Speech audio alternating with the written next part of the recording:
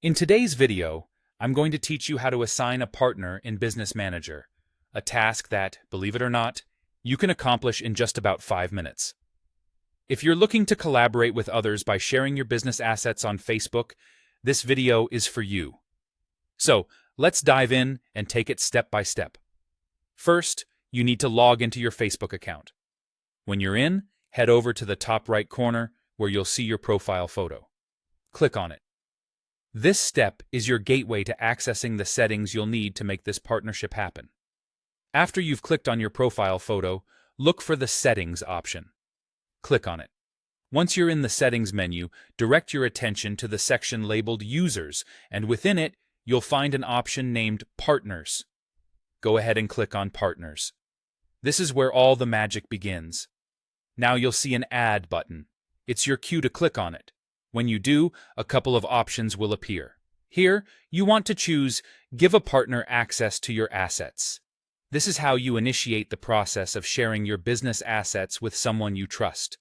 Next up, you'll need to have the Business Manager ID of the partner you wish to add ready.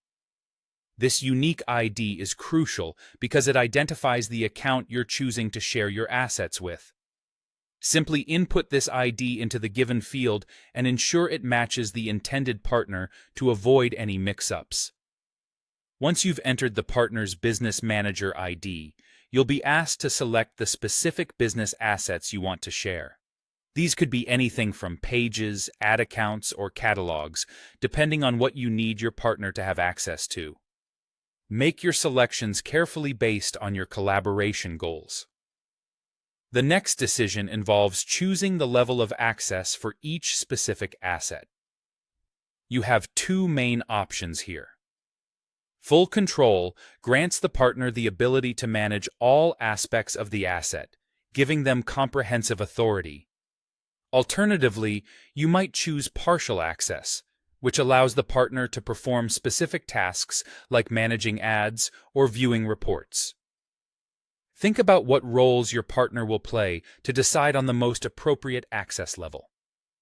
Finally, it's crucial to do a thorough review of all the asset assignments and permissions you've set up.